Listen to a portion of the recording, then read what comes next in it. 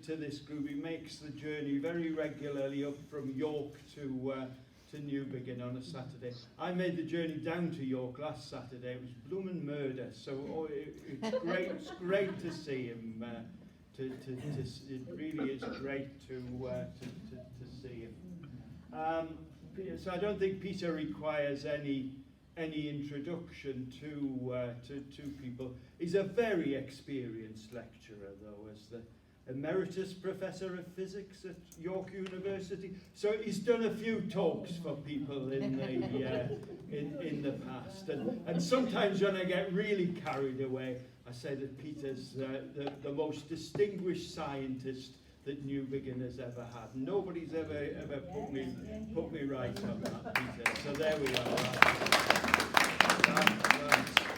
That's pretty good. So without any further ado, I'm going to hand over to Peter, who's going to take us through Newbiggin as a port from the 14th to the 19th century. He's a very experienced lecturer.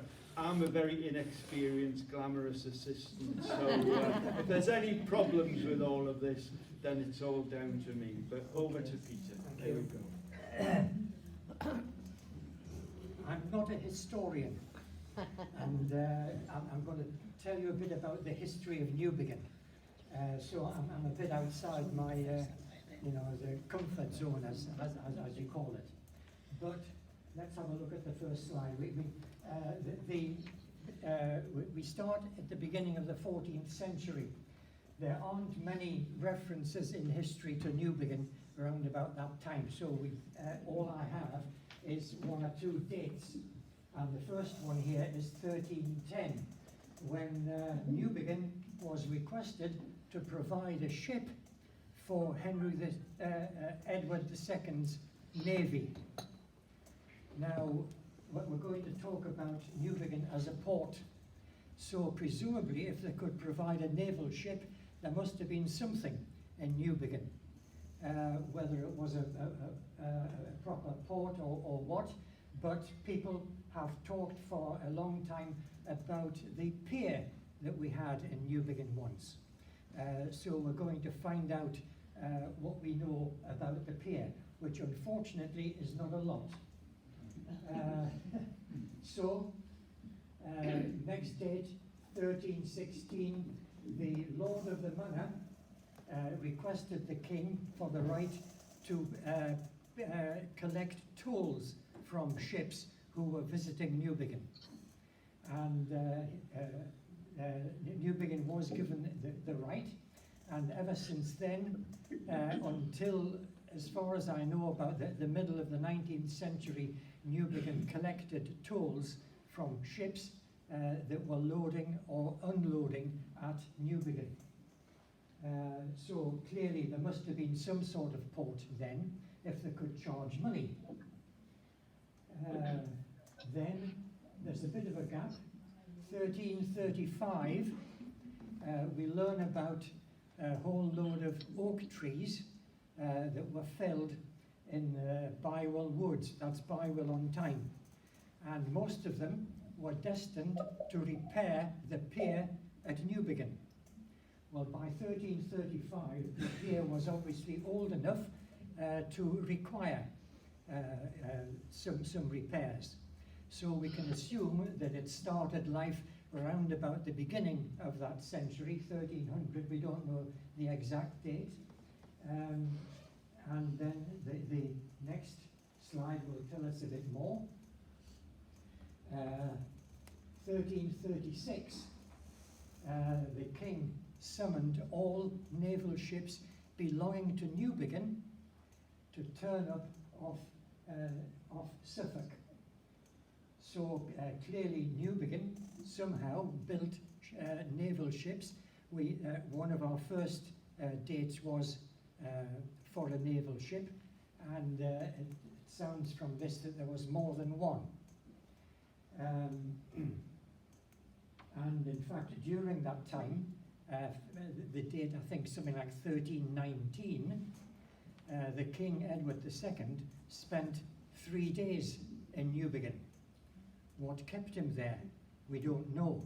Was he collecting more naval ships haven't a clue.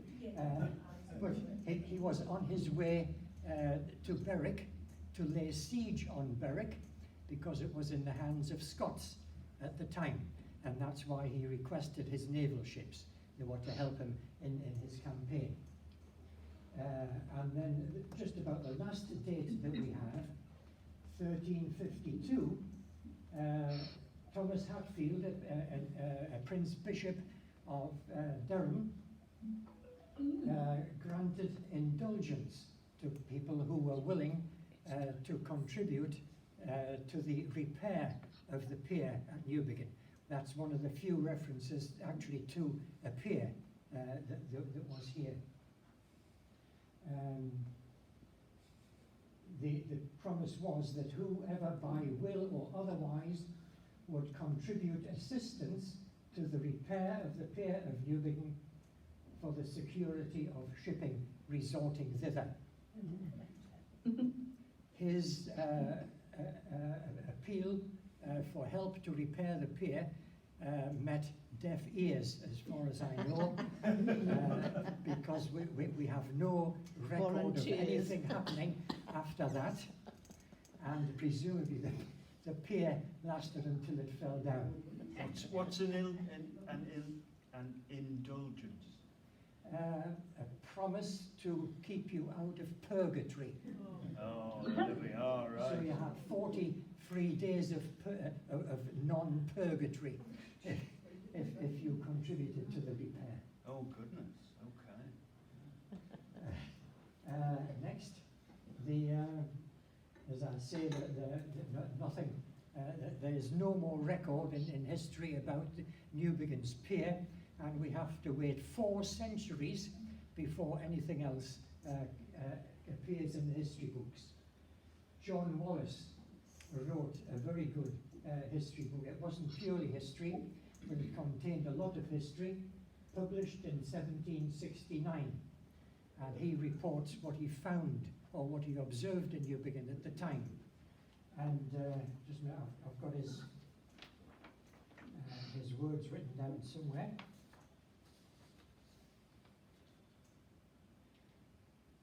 Oh, it's not the one. There we are. On the northern point of the bay are the vestiges of an old pier. Many of the stones and some of the piles of wood are conspicuous at low water.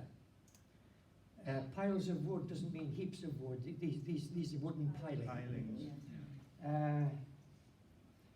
And a few years later, John Hodgson, also a great historian of Northumberland, said there was only a single oak beam visible, and after that nothing at all is seen. So that's our pier. Some of the stones must still be there, though. Surely, I can imagine the wood's all rotted away, but there must be stones there. With perhaps some of the rocks out there from Well, if you go to the next right, slide, okay, we'll find out what the pier is made of. We don't really know, but we have this description from John Wallace. And we know about other piers on the east coast of the same time. And it looks as if the pier was made of wooden piling all around the outside, and you fill the inside bit with stones. So that's probably what the pier was, and it fits in with Wallace's description. So there's our pier. Let's go on to the next bit. And I don't know if everybody knows about this, but there used to be a leprosy hospital in Newbiggin. And when the tennis courts at the end of Beach Terrace were being built, they uncovered a medieval graveyard, and many of the skeletons there showed the signs of leprosy. And in fact, there is a dead giveaway in the name of the nearby farm, Spittal Farm, because it was close to the hospital. Away from the village, because it was leprosy, and the graveyard was where the tennis courts are now. So how does this connect up with Newbiggin as a port? Well, in the Middle Ages, if you had a port, you imported leprosy, among other things. And so if we had a leprosy hospital in Newbiggin, it's a sign that there was a busy port at that time. Next, see what we've got.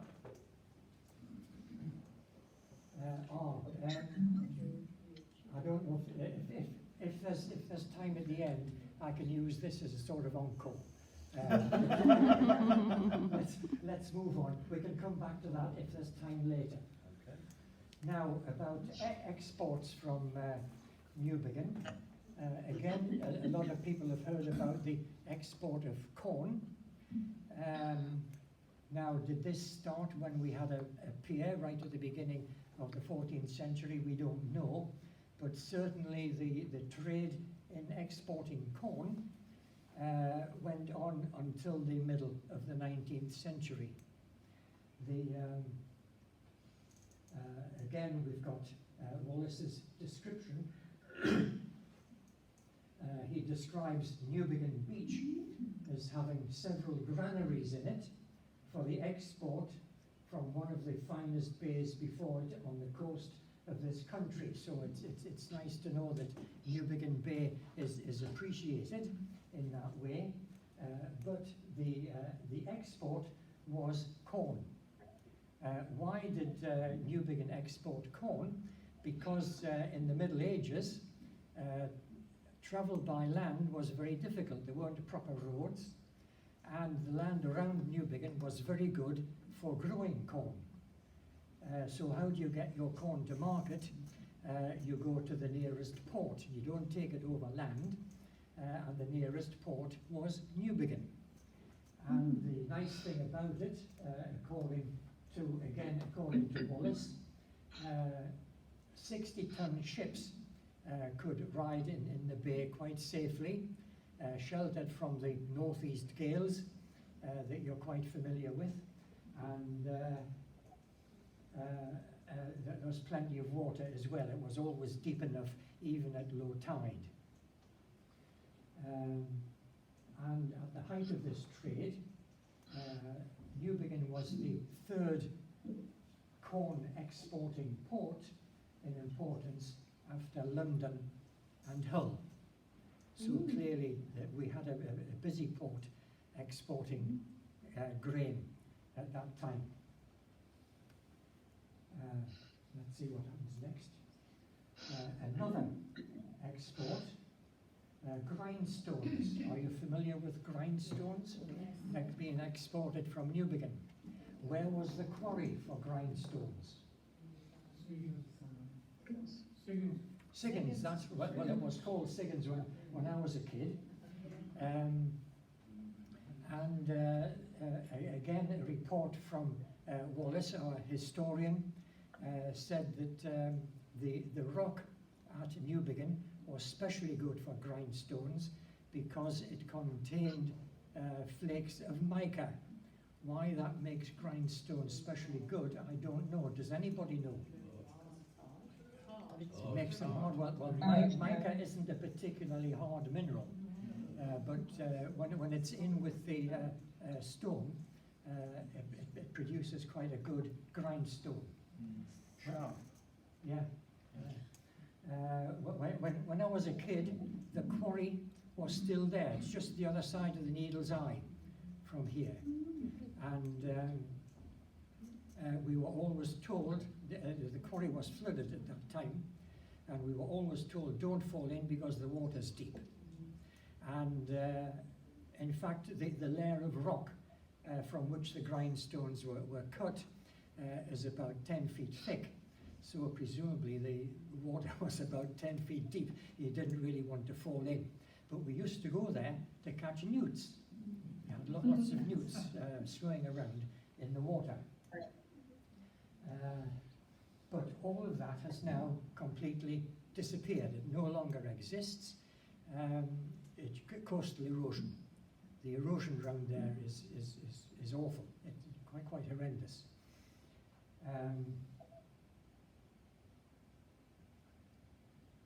Yeah, many of the grindstones were exported to Norway and Sweden, and perhaps I haven't said anything about imports. I know very little about imports, but that reminds me that we did import quite a lot of timber from Norway during this time.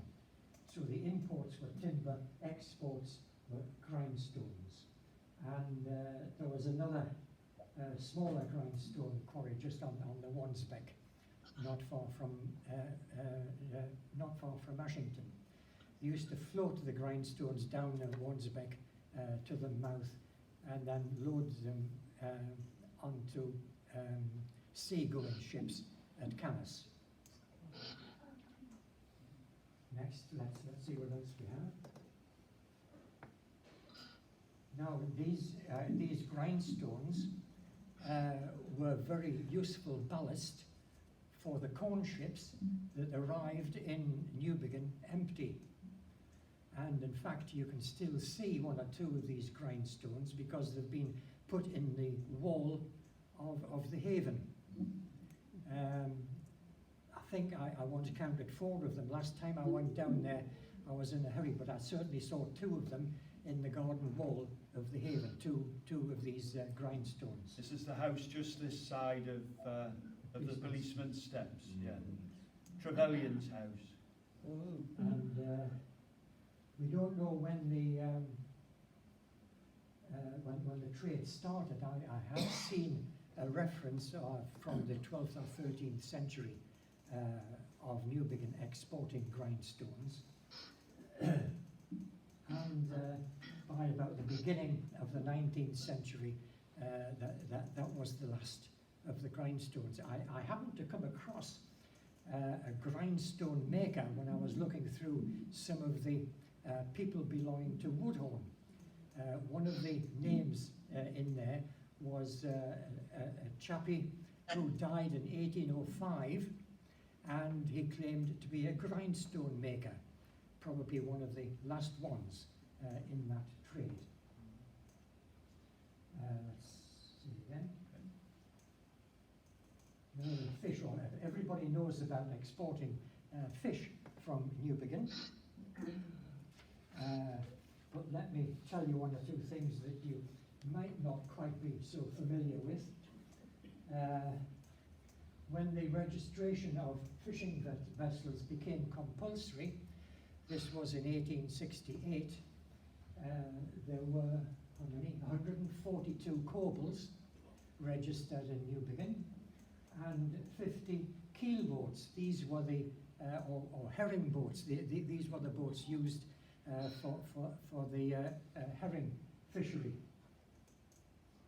And to give some indication of the importance of Newbiggin, the government produced reports from the whole country on the state of the fishing industry. It was important because fish was a good, wholesome food for the population of the country.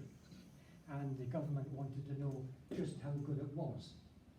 And 2 reports were produced, 1866 and 1879.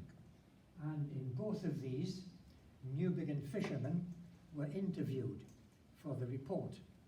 And the nice thing is, these are written verbatim in the government report, and you can actually read these interviews of the Newbiggin fishermen, and written down the actual words that they used. It's history coming alive, quite amazing. Next slide.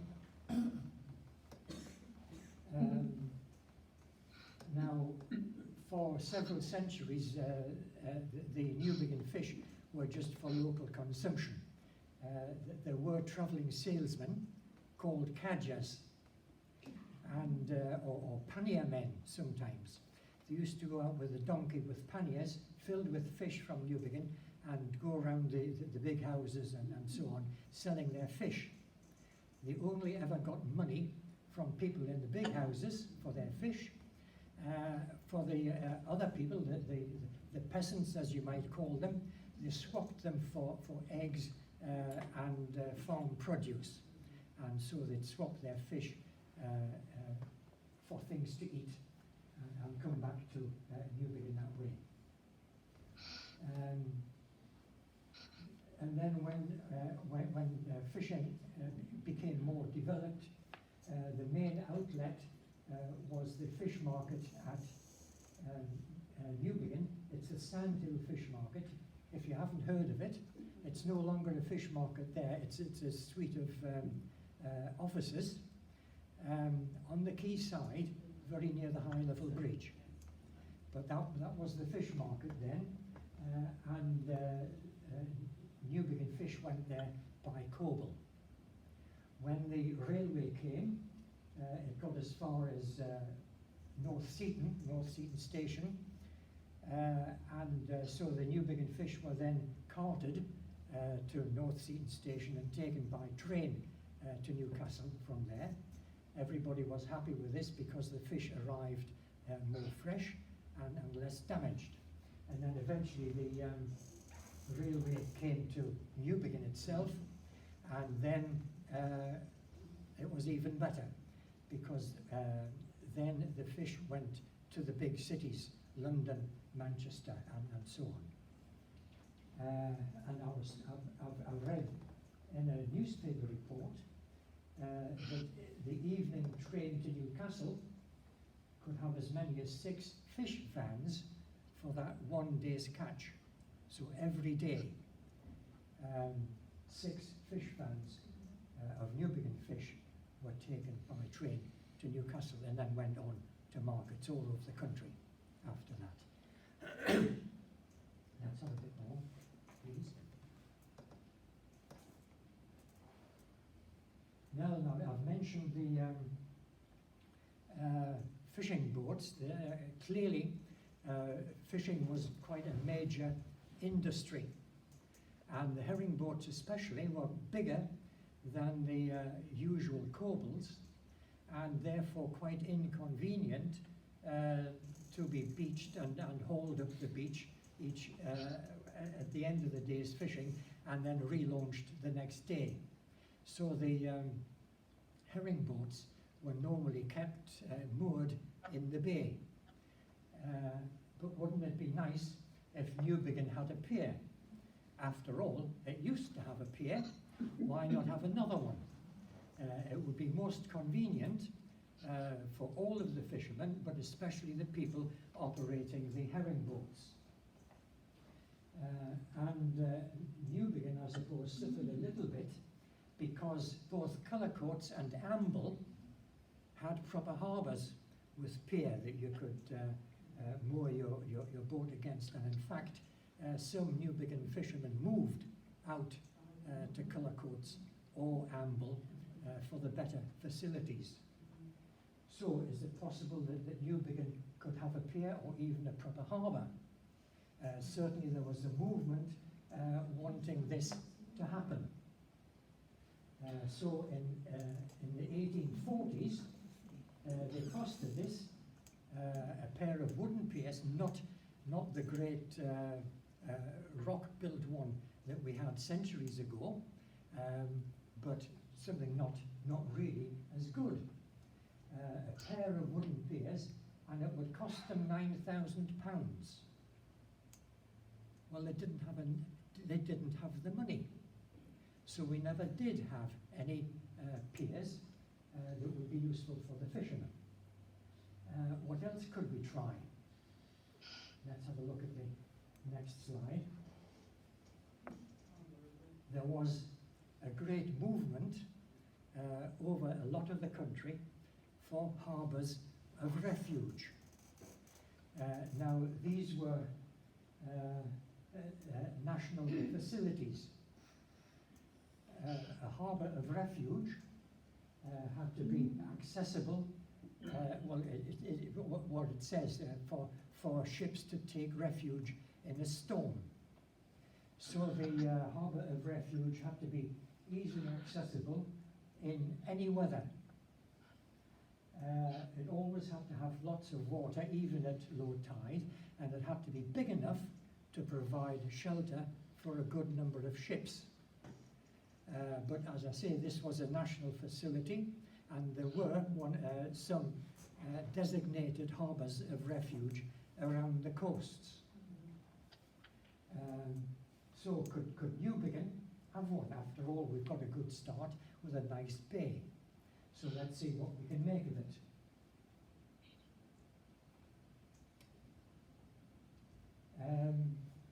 Now, as I say, we have a nice bay at Newbiggin. Could we convert it into a harbour of refuge, and why should we anyway? Well, there is no harbour of refuge at that time on the east coast between the Humber and the Firth of Forth. That's a long stretch of coast. And Newbiggin is right in the middle of it. So the plan was that somehow Newbiggin would build out piers from the Church Point and from the Needle's Eye and enclose a very large area of sea, and that would make a harbour of refuge. And the trick is to get the Admiralty to pay for it, even if we couldn't afford it ourselves. So, how far can we go with that idea? Well, start off with a bit of publicity, let a lot of people know that this is what we want. And in 1851, there was a large ceremony in Newbiggin for the laying of the foundation stone of our lifeboat house. Important people turned up, and the fishermen took the opportunity in their speech that was made to ask the Duke of Northumberland for a harbour. Not any old harbour, but a harbour of refuge. The Duke of Northumberland, as you may well know, was a naval man, and eventually he became an admiral.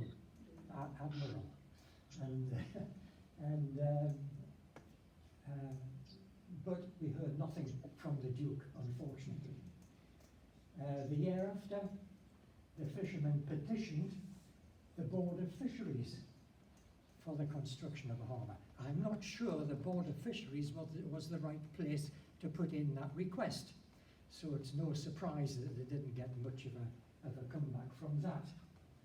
And then 1 year after laying the foundation stone of the lifeboat house, the lifeboat itself arrived, 1852. So again, a grand gathering of fishermen and important people. Speeches were made, and the fishermen once more asked, in fact, they addressed this chappie here, Captain Washington.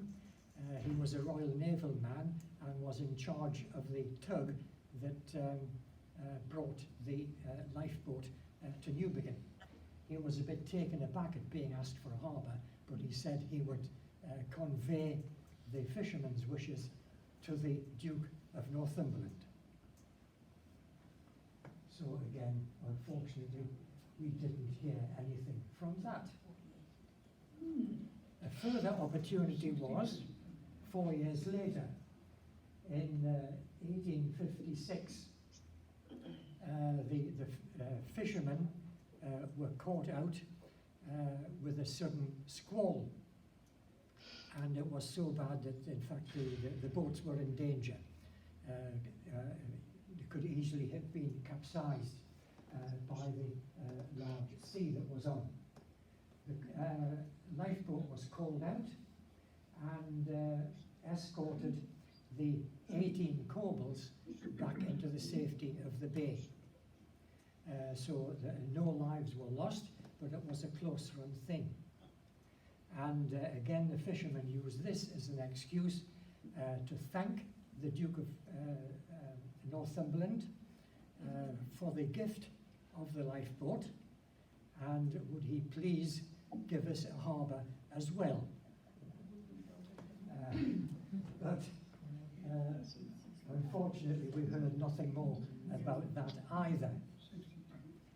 But then something happened. A year later there was a really exceptional storm. It lasted for well over a day, and it covered almost the whole of the east coast of Great Britain, at least from Lowestoft to the north of Scotland. Now, in those days, all the shipping was operated by sail, and all of the storms were easterly or northeasterly, and wind from that direction clearly blew the ships towards the shore. And you had to be a very skillful seaman to avoid being blown onto the rocks. It was only the really expert seamen that managed to stay afloat if there was a gale force wind, a northeasterly gale. On this particular day, within 70 miles of the Tyne, 94 ships were lost, just in that small stretch of coast.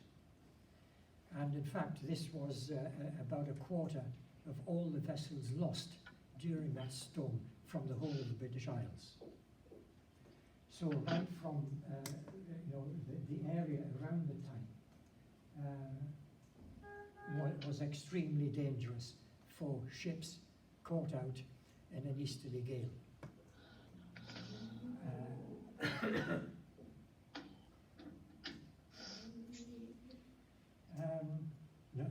Not only were a large number of ships lost, the sailors also lost their lives.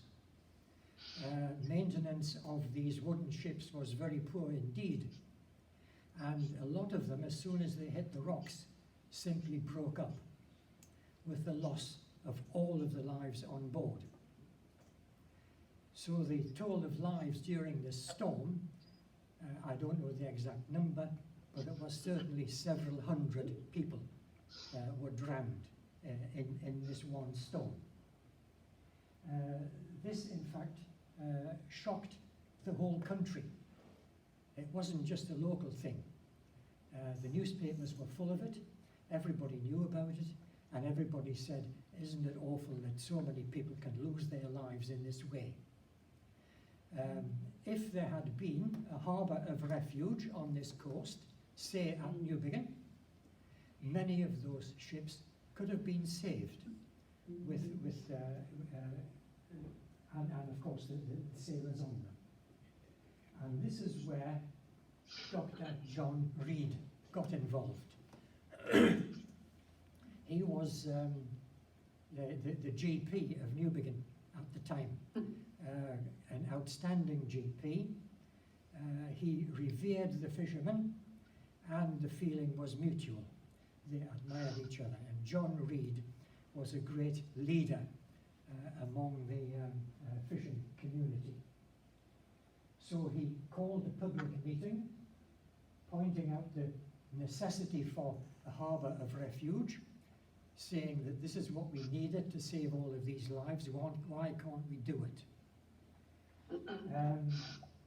So in their meeting, they decided to up the stakes a bit and sent round a petition to as many people as they could contact, and sent this in to the House of Commons. We're going right to the very top now.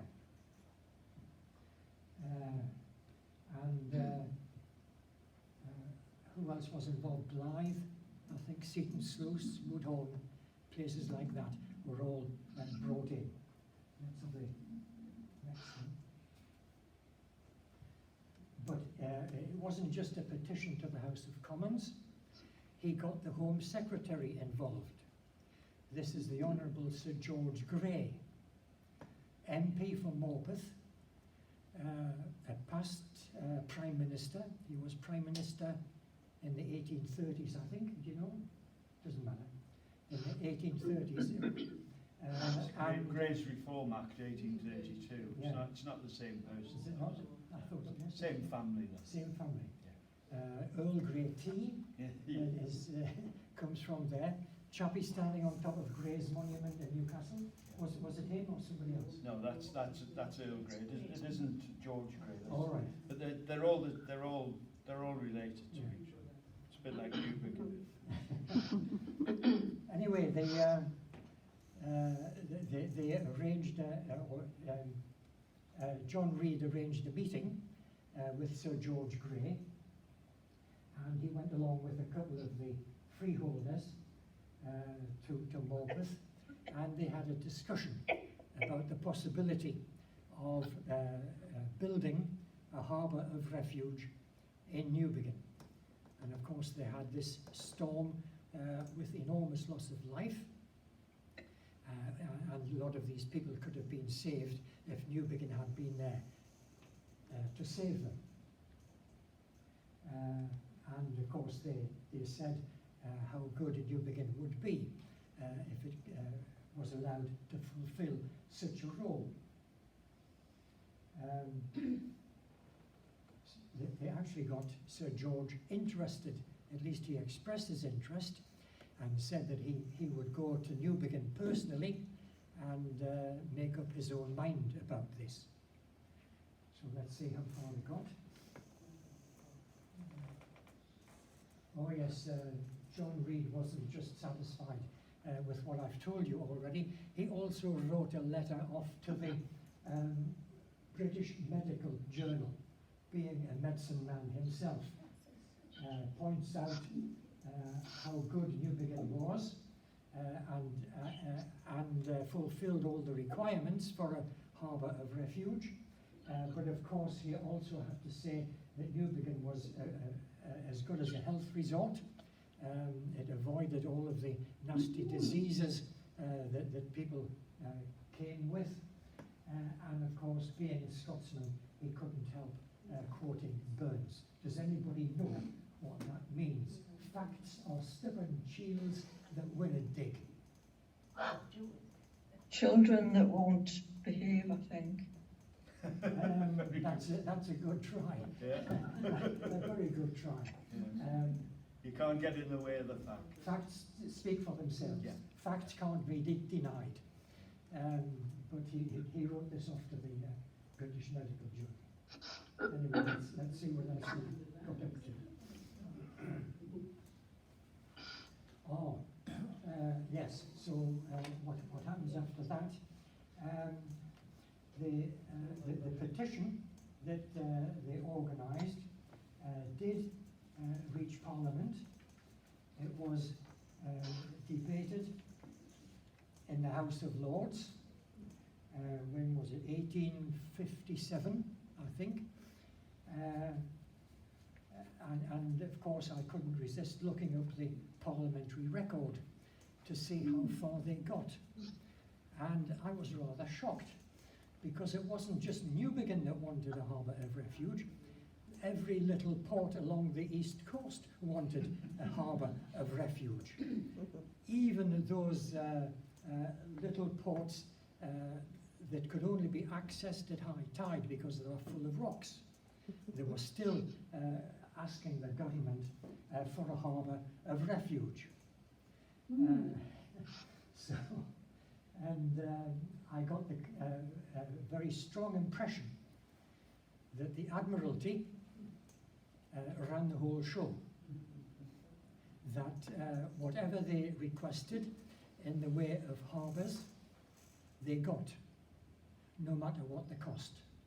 They always quoted a very cheap price, and that made sure that their request was accepted. And of course it usually costed about 10 times as much as what the Admiralty quoted. Nevertheless, they got what they wanted. And if you lived on the south coast, there was a good chance that you could get works done in your harbour because of the threat from those Frenchies across the channel. If you were anywhere else in the country, you didn't stand a chance. And here's a bit of the evidence, a picture of Dover Harbour. The first time I saw Dover Harbour, I was shocked. I was thinking of a harbour built on something like what we've got here, Newbiggin Bay. There is no such thing anywhere near Dover. The lie of the land doesn't suggest that this is a good place to build a harbour. The only thing that Dover has going for it is that it's the nearest bit of land to France, and therefore the Navy didn't have quite so far to go to beat the French. Now, in the picture here, the large bit of Dover Harbour is the naval part of it. All of those ships in there are naval ships. The little bit on the right-hand side is the commercial port. So Dover Harbour is there because of the Navy. That's where they wanted a harbour, whether it was a suitable place or not. It wasn't quite so far to go to be at the French. That's why it's there. I also looked up the parliamentary record on how these decisions were taken. And it's all just a massive politics. Fancy. So I gave up. And I leave it to Hilton here to sort that one out. Thank you very much. That's it.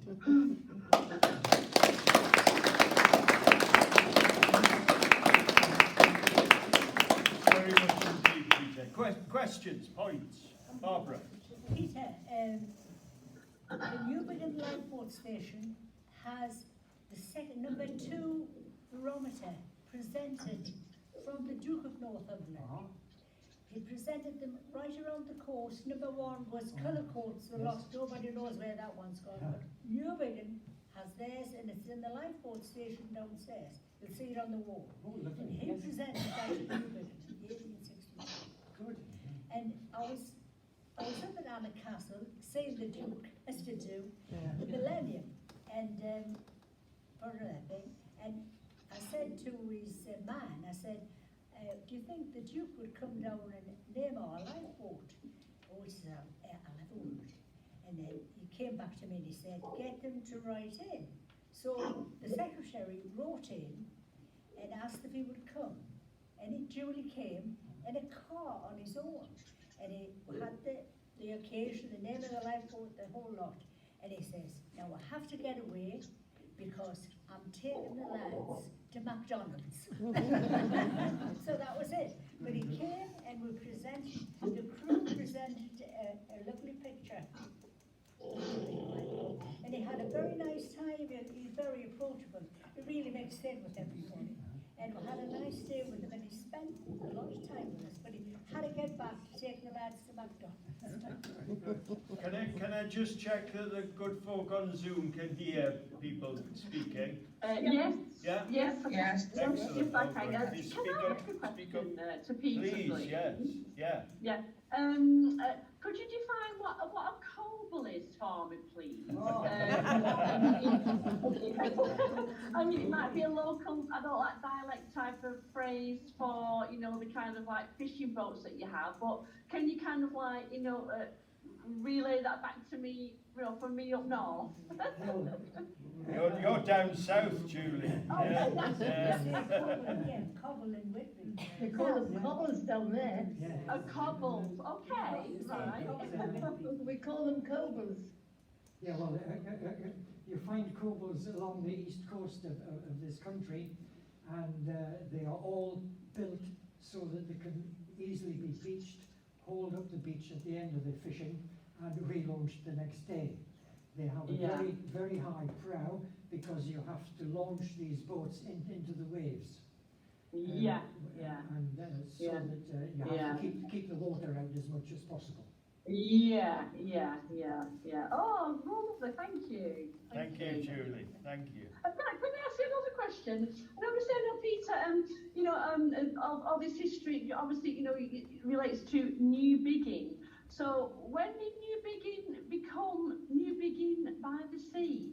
Has it ever changed, or has this by the sea been kind of like added on over the years and centuries? It has. Peter enlightened me. By the sea becomes necessary because Newbiggin is a Viking name, and there are dozens of Newbiggins in the north. Yeah. But there is only one Newbiggin by the sea. Okay. Think this. It's a bit of tourist marketing of the 19th century. Right, yeah, I see. I think maybe When we had the railway station that Peter's talking about, they sent fish out on the railway and brought the tourists back in on the. Yeah. Well, maybe we should adopt it for Blackpool then. Yeah. Very good. Can I ask a question? Please, Sheila. Have you got a definition of a harbour of refuge? Why is that different to any other harbour? Well, this is a national designation. The Admiralty your story, Julie? The government had to Is that your decide story? that this is No, it's going the to be a harbour dog. of Sorry, refuge. Sorry. Sorry, can I just say that when your mics are on, the loudspeakers working here, Oh, so right, everybody's sorry. picking up the dog and your chat and everything. So if we let Sheila make a point, please, so we can all hear it. Yeah, just to repeat the question, I wondered if there's a definition of a harbour of refuge as opposed to a harbour. Yes, there were officially designated places called Harbour of Refuge, and they had to fulfil certain conditions, like plenty of water at low tide, Okay. ease of access in a storm, and enough room to shelter a good number of ships. Okay. And these were designated by the Admiralty, and so at various intervals around the coast there were designated harbours of refuge. Okay, so they were kind of registered as such, were they? Yes. Okay, thank you. Peter, I believe Amble, or I could say Walker Harbour, they were going to are in the books, and I must go back and check. I think it went out to Cocod Island, a harbour of refuge, Yeah. back, but not, of course. Yes, well, at this time that I'm talking about, there was nothing between the Humber and the Firth of Forth. Eventually, Hartlepool became a harbour of refuge, Yes. and that's the only one that I know of. So there was none really. Eventually there was none on the east coast. There was none built. No. Any other points? Any other questions? Yeah, I've got a question. Oh. It's Tony from Harrogate. Yeah, Tony. Yeah.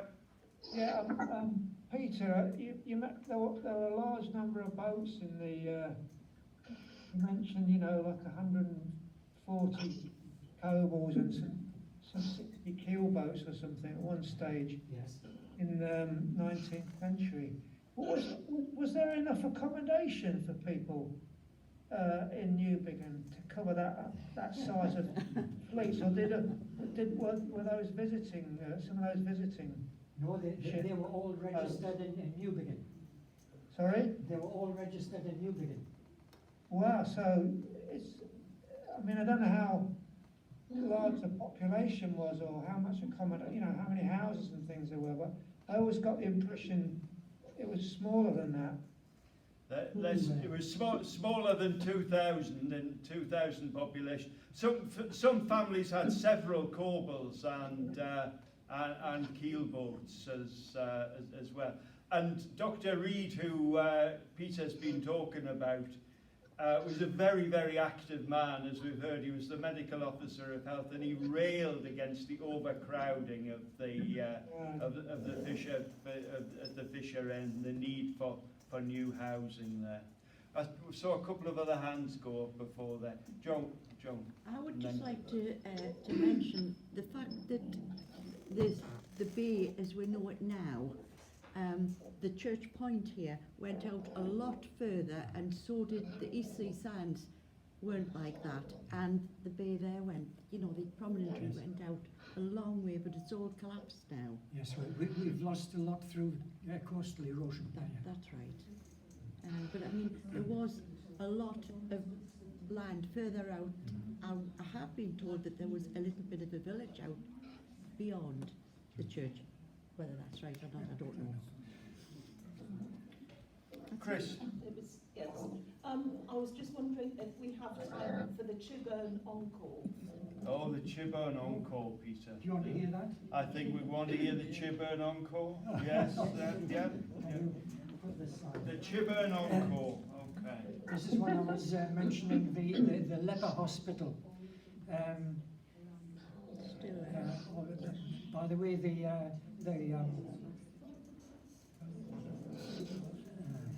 it's at Widrington, isn't it? It's at Widrington. Chiburn is near Widrington. It's between Widrington and the coast.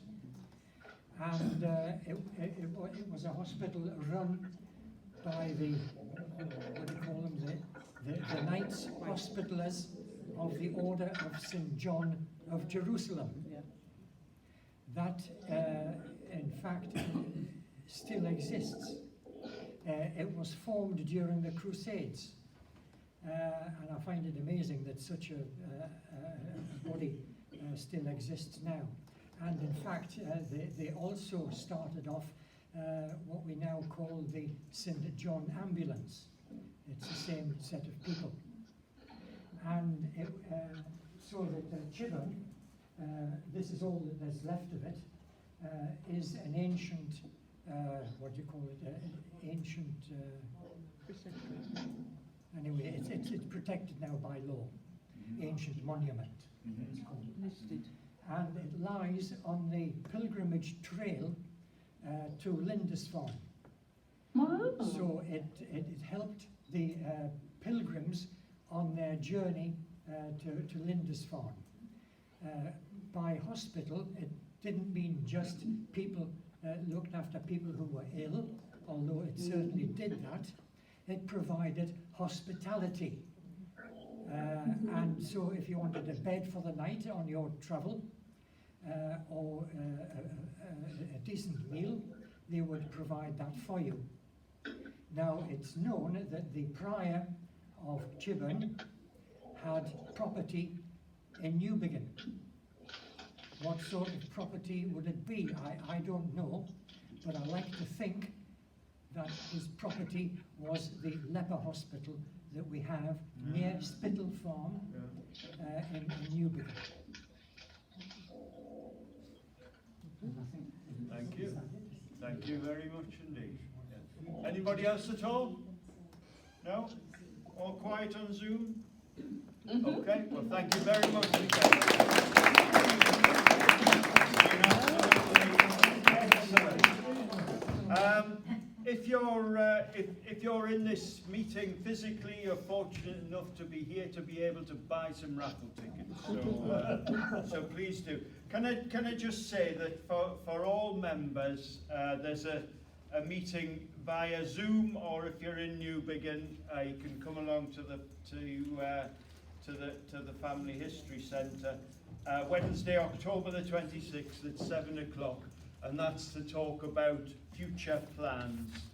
And we've got some big future plans, really. So please come along, because this is an organisation which is owned by members, run by members. Everything has to be decided by members, really.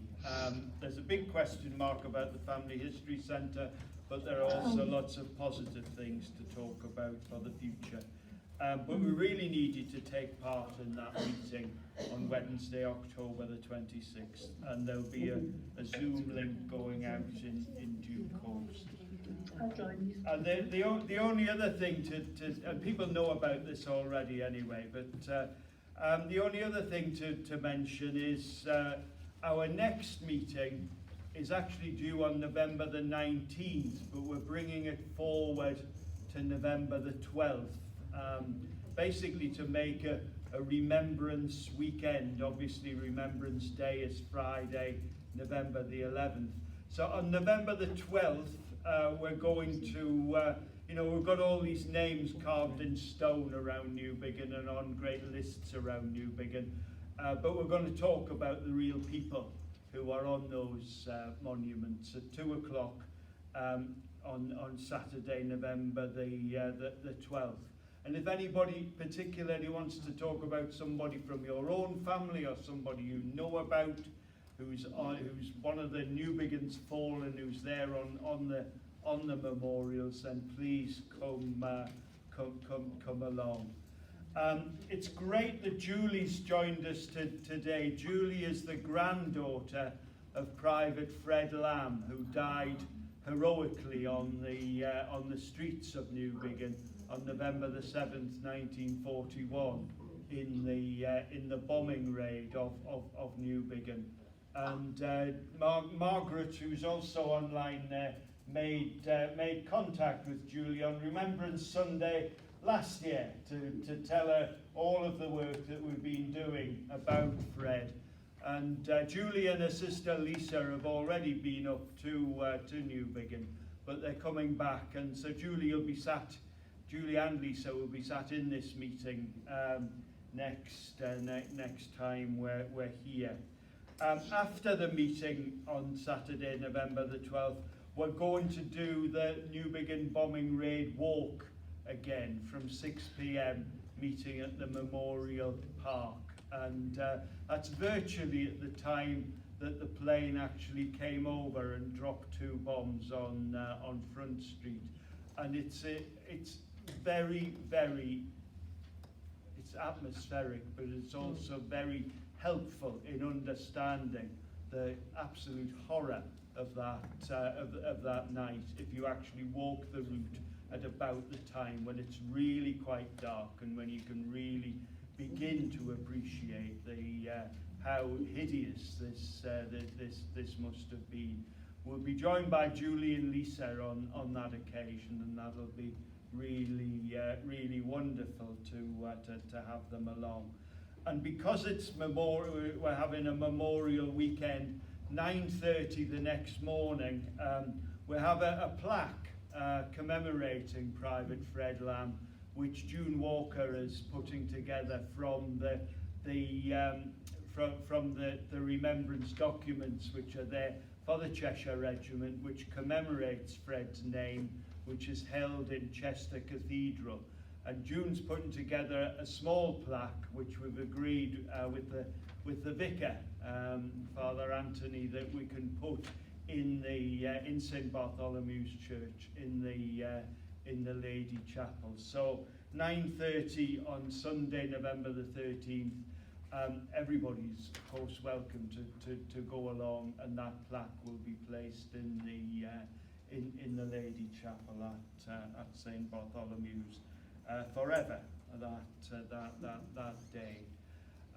We don't have Fred's name actually on the stone in Memorial Park. We only have 5 names on there. There's a stone with 5 people who were killed that night. 7 people were killed that night. We don't have Fred's name on it, and we don't have another Newbiggin man, John Dewar's name on there. And we need to get those on, but these sorts of things take time. But that's something for the future. And then of course there's the Remembrance Day service in Memorial Park at 11 o'clock on Sunday. So we're having a whole weekend, so that's why we're not having the meeting on the 19th. We've brought it forward to the 12th to do that.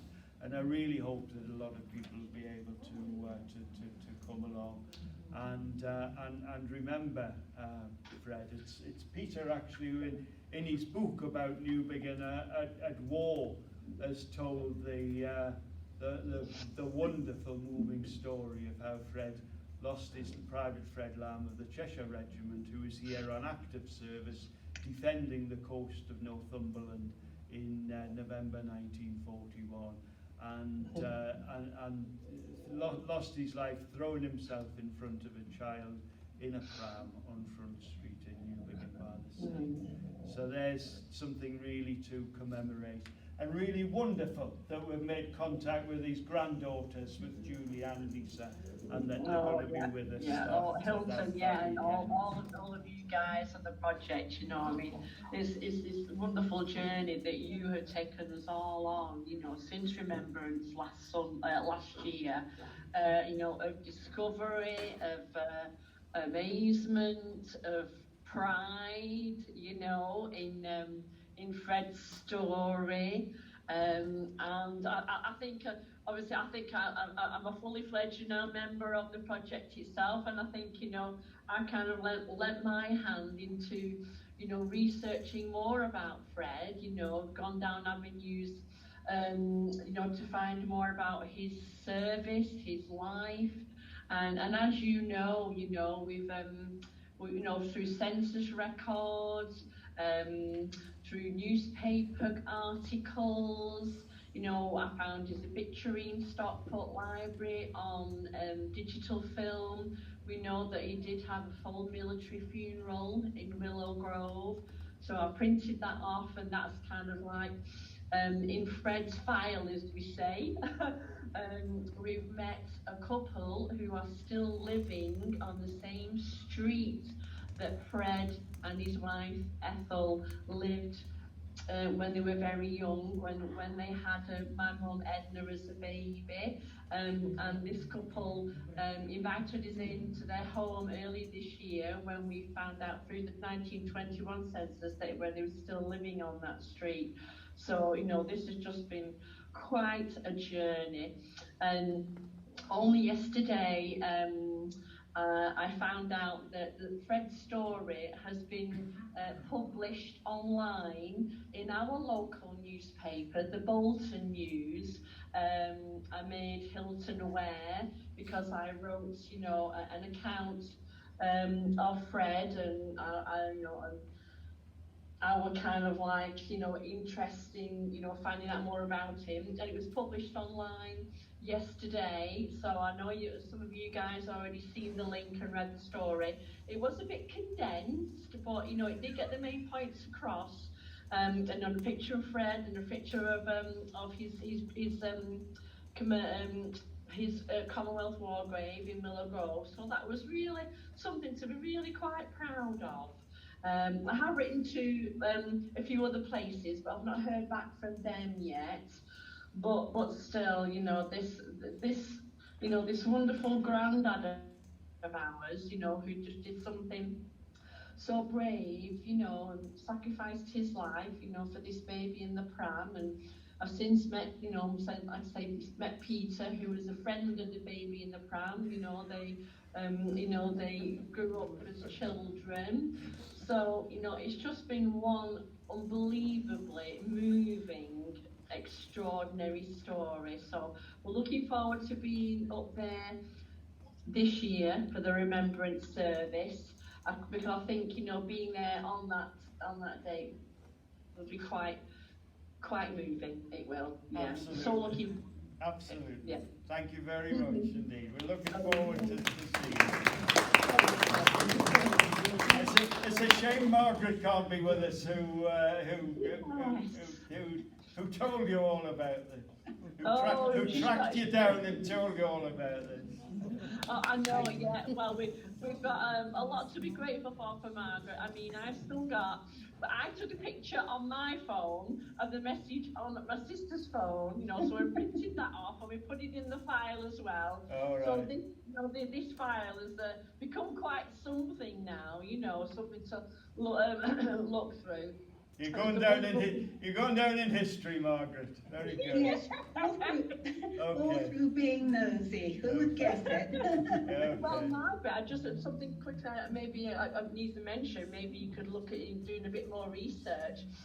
We're not quite sure that one of Fred's siblings is kind of like, you know, had children and had other children, and they are still alive as well today. Because my sister, yes, yeah, you know, so you know that's another another job for another day. Yes. What's his name? I can't remember which sibling it was, Margaret. We'll get you to talk offline about that. Okay. Yeah, okay. Splendid. You've both got each other's emails. Yes. Okay. Yeah. Grand, because we must get on with the raffle now anyway. So, can we thank you all very much for joining us via Zoom. Thanks very much. Lovely to see you. Hope to see you either in person or here next time anyway. Okay. Bye-bye. Thank you all very much indeed.